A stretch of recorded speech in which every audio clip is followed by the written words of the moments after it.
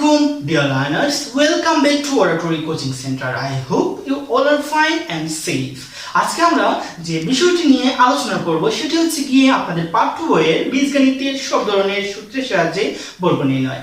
আচ্ছা, আপনারা হয়তো মনে করতেছেন যে সব ধরনের সূত্রের সাহায্যে বর্গ নির্ণয় কিভাবে আলোচনা করা হবে, কারণ হচ্ছে গিয়ে আমরা ইতিমধ্যে অনেকগুলো সূত্রের সাহায্যে বর্গ নির্ণয়ের ক্লাস আপলোড দিয়ে দিচ্ছি আমাদের চ্যানেলে। আপনারা দেরি না করে আমাদের প্লেলিস্টে চলে গেলে বিভিন্ন ধরনের ভিডিও পেয়ে যাবেন বীজগণিত অধ্যায়ের, যারা ক্লাস 7, ক্লাস 8, ক্লাস 9, ক্লাস 10 এ পড়তেছেন এবং স্পেশালি এসএসসি পরীক্ষার্থী এবং দাখিল পরীক্ষার্থীদের জন্য এই ক্লাসগুলো ভেরি ইম্পর্টেন্ট। কারণ আপনারা কিন্তু শর্ট সিলেবাসের আকারে এই ক্লাসগুলো নেওয়া হচ্ছে, আর আপনারা এই ক্লাসগুলো দেখলে আমরা হরফ করে বলতে পারি আপনারা অবশ্যই পরীক্ষায় ভালো রেজাল্ট করতে পারবেন এবং কমন আসবেই। কারণ আমরা কিন্তু ইতিমধ্যে আমাদের চ্যানেলে আপনারা যারা পরীক্ষার্থী আছেন এসএসসি এবং দাখিল তাদের জন্য পরিসংখ্যানের সবগুলো ক্লাস আপলোড করা হয়ে গেছে ইতিমধ্যে।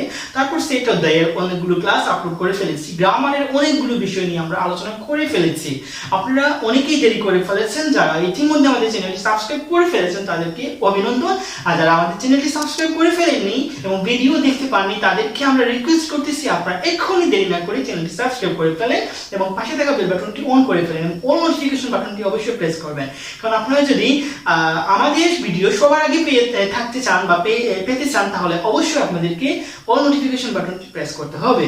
চলো আমরা দেরি না করে ক্লাসটি শুরু করে ফেলি। আজকের যে টপিকটি হচ্ছে সেটি হচ্ছে কি আমরা যে a plus b plus c plus d এই যে জিনিসটা রয়েছে, এই যে একটি রাশি, এটা দিয়ে আমরা কিভাবে সূত্রের সাহায্যে বর্গ নির্ণয় করতে পারি সেটা আমরা আজকে তোমাদেরকে দেখাবো। সেটা কিন্তু আজকে আমি আপনাদেরকে দেখাবো। চলো আমরা ক্লাসটি শুরু করি। এখানে কিন্তু আমাদেরকে বলেছে যে a প্লাস b এবং c প্লাস d। আচ্ছা, আমি যদি এই জিনিসটাকে এইভাবে করে ফেলি তাহলে কেমন হয় একটু দেখো। এখানে যে আমি যদি a plus b K a ধরে ফেলি, মানে a ধরি, যেমন এই যে a প্লাস b পুরোটাকে আমি যদি a ধরি আর c প্লাস d পুরোটাকে যদি আমি b ধরি, তাহলে আমার এখানে কি হচ্ছে যে a প্লাস b হচ্ছে আমার a, তারপর এখানে যে মাঝে যে এটি প্লাস রয়েছে এটাকে আমি সূত্রে প্লাস ধরবো, তারপর হচ্ছে গিয়ে c প্লাস d কে আমি পুরোটাকে ধরবো b, তার মানে এখানে হচ্ছে আমার a প্লাস b হয়েছে না? আচ্ছা, তার মানে আপনারা নিশ্চয়ই বুঝতে পেরেছেন আমরা এটাকে কিভাবে এখন সলভ করব। চলো আমরা দেখি। আচ্ছা, তাহলে এই জিনিসটাকে আমি যদি সূত্রের সাহায্যে বর্গ নির্ণয় করে ফেলি তাহলে এটা এরকম হবে গিয়েছে a প্লাস b, এই যে এটা হচ্ছে আমার a আর এটা হচ্ছে আমার c প্লাস d, এটা হচ্ছে আমার b। সো আমি এই পুরোটাকে এভাবে সেকেন্ড ব্র্যাকেটের মাধ্যমে দিয়ে হোল স্কয়ার করে দেব। সো আমার এটা হচ্ছে a plus b whole square. আপনারা তো নিশ্চয়ই বুঝতে পেরেছেন যে এটা আমি কিভাবে বর্গ করে ফেললাম বা বর্গের রূপ দিয়ে দিলাম। এখন দেখো এখানে a প্লাস b, তার মানে কি আমার প্লাসের সূত্র, তাহলে a square plus 2ab plus b square, এরকম তো হবে নিশ্চয়।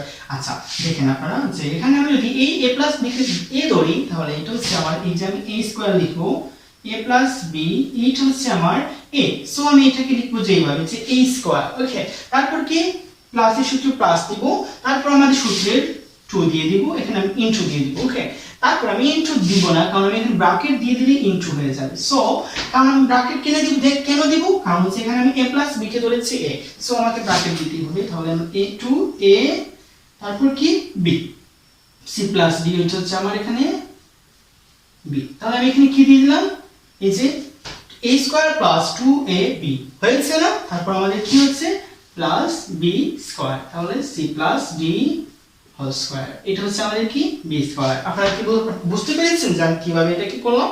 আচ্ছা, ওকে, তারপর আমাদের নেক্সট যে কাজটি সেটা হচ্ছে কি সেম একই রকম, যে এই জিনিসটা কিন্তু আমাদেরকে দেখতে হয়ে গেছে যে a plus b whole square আবার, ঠিক আছে?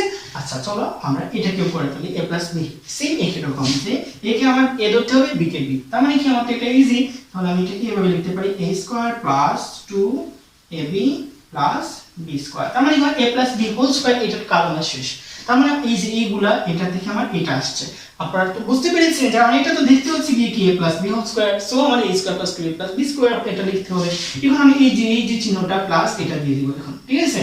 যে এখানে আমি দিয়ে দিলাম। তারপর দেখো এখানে 2a plus b 2c plus d, মানে কি আমাকে 2 দিয়ে a প্লাস b কে গুণ করতে হবে এবং 2 দিয়ে c প্লাস d কেও গুণ করতে হবে। তার মানে কি আমি এখানে 2টা এখানে রেখে ফেলবো। আচ্ছা, এভাবে রাখবো। এখন এই যে 2টা লিখে ফেললাম। আচ্ছা, ওকে, 2 এই যে 2টা যেরকম আছে লিখে ফেললাম। তারপর আমাকে এখানে এখন বলছে যে এই যে a দিয়ে c কে গুণ করব এবং a দিয়ে d কেও গুণ করব। তাহলে আমি a দিয়ে যদি c কে গুণ করি তাহলে হচ্ছে আমার এসি এরকম হচ্ছে এসি। আচ্ছা ওকে, আর আমি এ দিয়ে যদি ডিকে গুণ করি তাহলে আমার এই যে প্লাস চিহ্ন আসবে এখানে এডি। আচ্ছা ওকে, এ ডি। আচ্ছা এই যে প্লাসটা কিভাবে আসলো, এই যে প্লাসটা, আচ্ছা দেখো এখানে আমি যখন এ এবং সি কে গুণ করব, কারণ হচ্ছে আমাকে দেখতে হবে যে এই আগের চিহ্নগুলো কি আছে। ওকে, যে এ সি এই পুরো দুটির আগে হচ্ছে কি আমাদের কি প্লাস চিহ্ন, সো প্লাসে প্লাসে প্লাস। এখানে আমি কোনো চিহ্ন লিখি নাই, যে এ সি লিখে ফেললাম এখানে, এই যে এসি লিখলাম। তারপর আমার এ দিয়ে ডি কে গুণ করতে হবে, তার মানে কি আমার এই যে এর আগে যে চিহ্ন আছে এবং ডি এর আগে যে চিহ্ন আছে, দুটো চিহ্ন মিলিয়ে কিন্তু আমাদেরকে এই যে এটার আগে চিহ্নটা দিতে হবে। সো এটা দুটির আগে প্লাস রয়েছে, সো আমি এখানে প্লাস দিয়ে দিলাম। তারপর আমার এই যে এ দিয়ে দুটাকে গুণ করা হয়ে গেছে, সো এখন বি দিয়ে করব।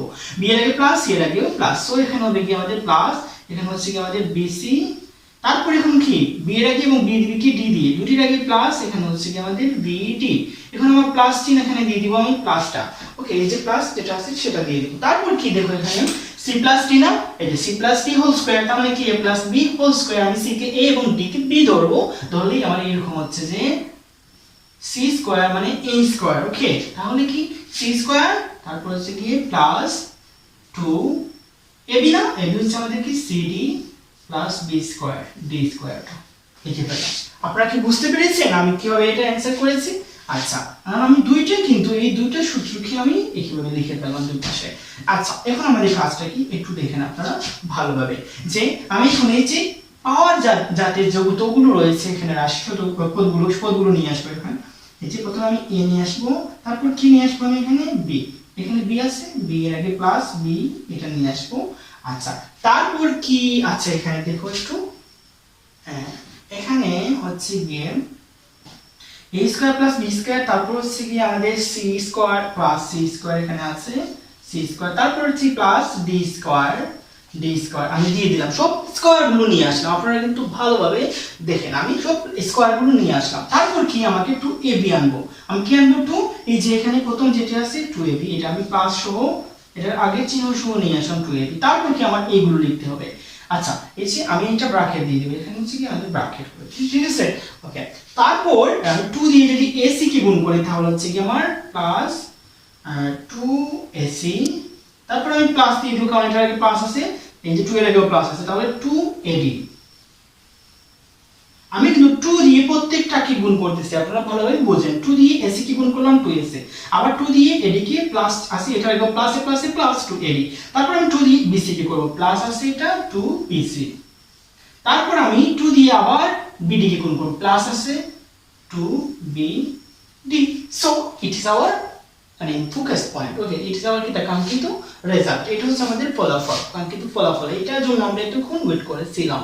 সো আপনারা তো বুঝতে পেরেছেন যে আমরা এটা কিভাবে অ্যানসার করেছে।